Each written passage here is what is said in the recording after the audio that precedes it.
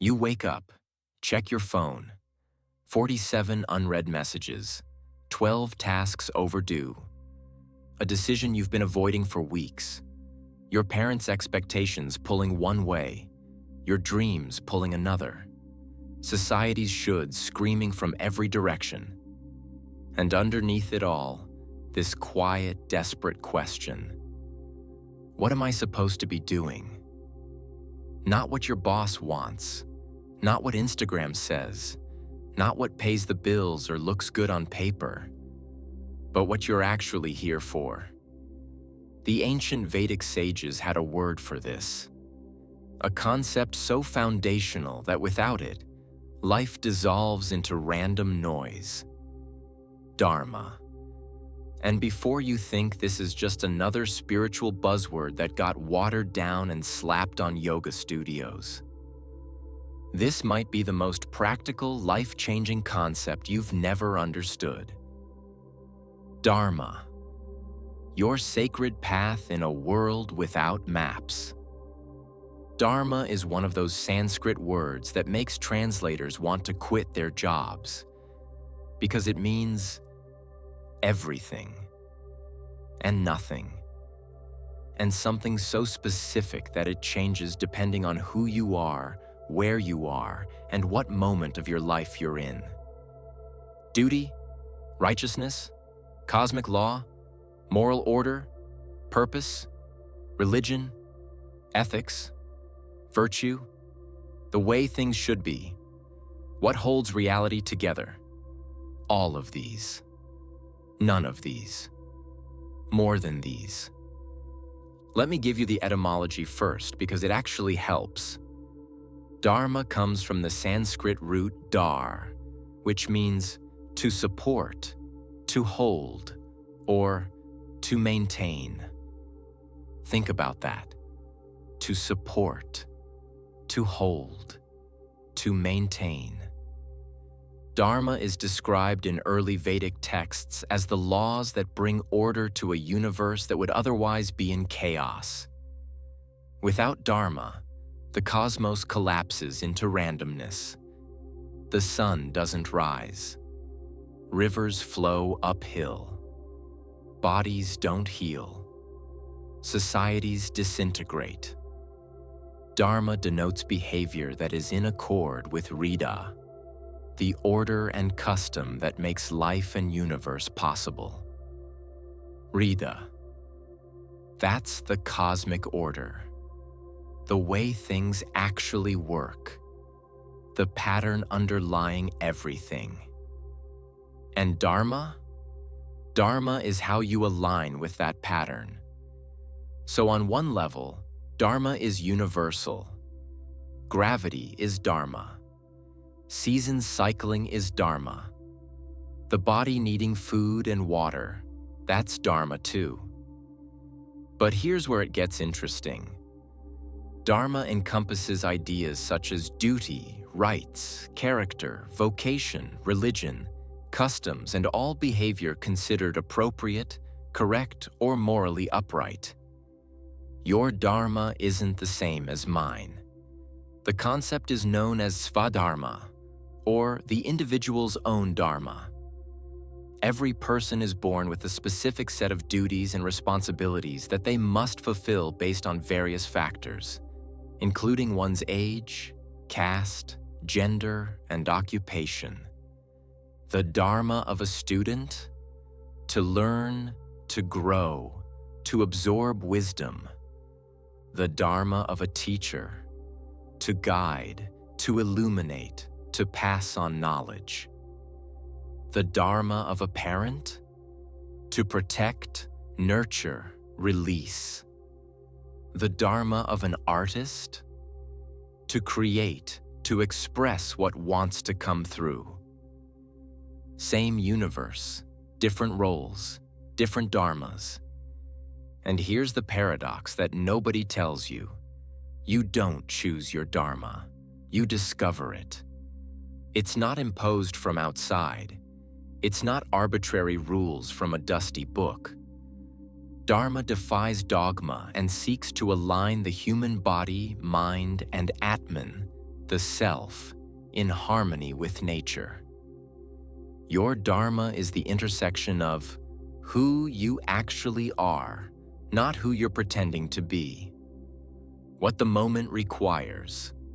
What serves the larger order. You're not making it up. You're tuning in. The word Dharma appears at least 56 times in the hymns of the Rig Veda as an adjective or noun. We're talking about a concept that's been refined, debated, and lived for over 3,000 years. In the earliest Vedic texts, the Rig Veda, the Sama Veda, Dharma was primarily cosmic. It meant the natural law, the cosmic law that links cause and effect through reality.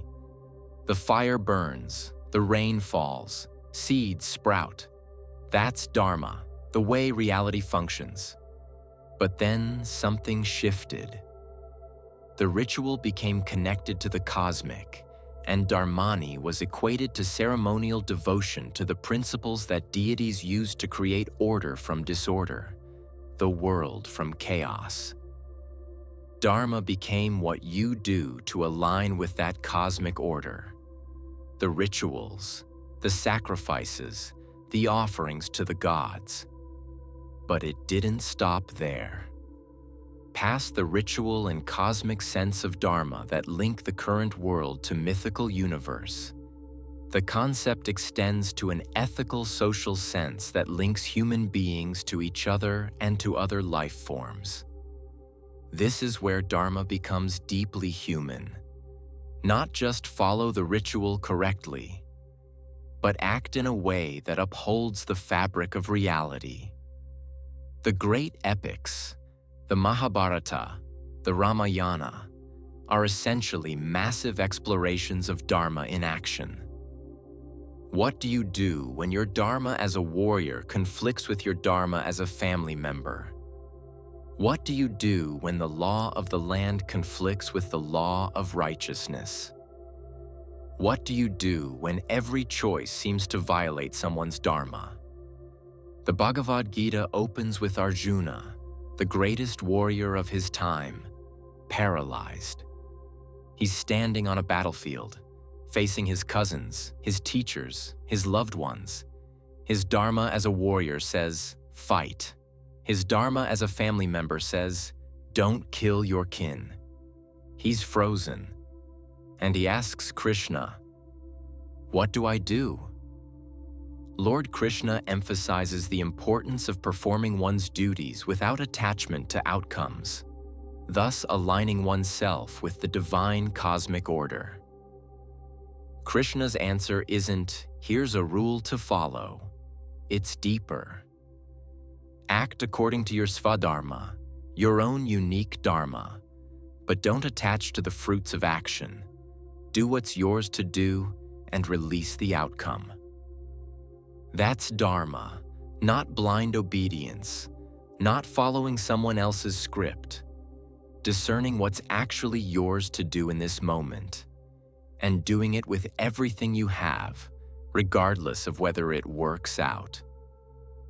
Okay, beautiful philosophy, ancient wisdom, great stories.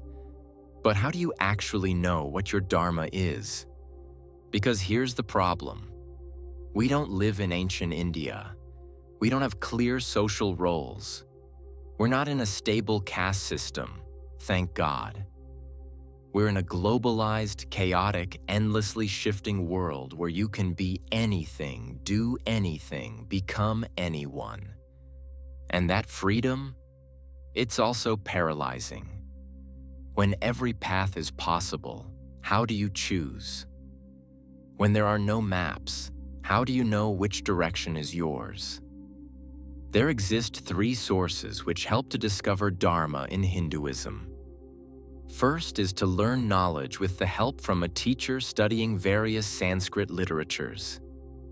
Second is through observance of behavior of good and noble people. Third is when one follows his heart and respects his own feeling. Let me translate that for modern life. Source 1. Study wisdom. Not just scroll Instagram quotes. Actually sit with teachings, ancient and modern, that have withstood time. Learn from people who've walked the path before you. Source 2. Observe the noble. Who do you respect? Not who's famous, not who's rich, but who lives with integrity. Watch them, not to copy them, but to see what alignment looks like. Source 3. Listen to your heart. Underneath all the noise, all the shoulds, all the fear, there's a knowing. It's quiet, it doesn't shout, but it's there. But here's what the texts also say. Since this world is deluded, a human being may not know what is right and what is wrong, or what is dharma and what is adharma. Hence, he should rely upon the scriptures and adhere to the injunctions contained therein. In other words, you will be confused. That's normal. That's human. So how do you navigate? Ask, does this action support life? Or does it create chaos? Dharma upholds. Adharma, the opposite of dharma, destroys. If your choice creates more order, more clarity, more health in yourself and in the world around you, that's a sign of dharma. If it creates fragmentation, deception, harm, that's adharma. Ask, am I acting from my authentic nature, or am I playing a role? Varnashrama Dharma defines duties for the individual, classified according to 4 divisions of labor and 4 stages in life. You have a nature, a set of inclinations, strengths, ways of being. Your dharma works with that nature, not against it. Trying to force yourself into someone else's dharma, your parents, your cultures, your partners, is violence against your own soul. Ask, what does this moment require? Dharma isn't static, it's contextual. Your dharma at 20 is different from your dharma at 40. Your dharma as a student is different from your dharma as a leader. Your dharma in crisis is different from your dharma in peace. Specific duties change, for example, as one passes through the different ashrams, stages of life. And here's the hardest part. Sometimes your dharma will ask you to do what's unpopular. What doesn't make sense to others? What looks like failure from the outside? But if it's yours to do, you do it anyway. Let's be real. The modern world is designed to pull you away from your dharma. Capitalism doesn't care about your sacred duty. It cares about productivity and profit. Social media doesn't care about your unique path. It cares about attention and conformity. Consumer culture doesn't care about your alignment with cosmic order. It cares about creating more desire, not fulfillment. You're bombarded with messages about who you should be, what you should want, how you should live. And most of it, it's not your dharma. It's someone else's agenda. The Vedic view is that execution of one's duties automatically fulfills the rights of others, and that stressing dharma fosters a climate of social and spiritual responsibility. Here's the shift that changes everything. The modern world says, demand your rights, get what's yours, don't let anyone tell you what to do. Dharma says, focus on your responsibility, do what's yours to do, and trust that when everyone does this, the whole system works. It's not about ignoring injustice. It's not about being passive. It's about asking, What's my part in making this right? Not everyone's part, not the abstract solution, but mine. When I focus on my Dharma, when I show up fully to what's actually mine to do, I'm not just helping myself. I'm holding up my part of the cosmic web. And when I do that, others can hold theirs. The teacher who shows up fully, even when it's hard, that's Dharma. The artist who creates what's true, even when it doesn't sell, that's Dharma. The parent who stays present, even when they're exhausted, that's Dharma. The activist who fights for justice, even when progress is slow, that's Dharma. Not because it's easy, not because it's rewarded, because it's theirs to do. And here's what happens. When you live your Dharma, you stop comparing yourself to others. Because their path isn't yours. Their Dharma isn't yours. In this way, each individual's Dharma contributes to the well-being and stability of the entire social order. You're not competing, you're completing. So what happens when you actually live according to your Dharma? Not perfectly, not every single moment, but genuinely, when you orient your life around what's actually yours to do. First, clarity. The noise quiets. The decision paralysis fades. Not because life gets simpler, but because you're no longer trying to be everything to everyone. You know your lane. You stay in it. Second, energy. The doctrine of Dharma states that right action must be performed for the sake of righteousness, and good must be done for the sake of goodness, without any expectation of receiving something in return. When you're acting from Dharma, you're not burning yourself out chasing outcomes. You do what's yours. You give it everything. And then you release. That's sustainable. That's how you show up for decades, not just months. Third, peace. Even when things fall apart, even when your Dharma leads you somewhere painful, there's a deep okayness. Following Dharma for a sustained period of time leads to purification of mind that becomes free from strong likes and dislikes. Because you're not fighting reality. You're not resisting what's yours. You're in the flow, even when the flow is difficult. Fourth, meaning. This is the big one. Dharma involves faith in intrinsic intelligence of creation, and that the world is not as inert as it apparently appears to be. When you live your Dharma, your life means something. Not because you're famous or successful, but because you're participating in the cosmic order. You're part of something larger. Your actions ripple out. They matter. Not in some abstract metaphysical way, but actually, tangibly. You're not random. You're not pointless. You're not here by accident. You have a Dharma, a unique constellation of duties, gifts, callings that only you can fulfill. And the universe, Rita, the cosmic order, is waiting for you to step into it. So here we are, back at that crossroads. The one with no signs. The one where you're standing asking, what am I supposed to be doing?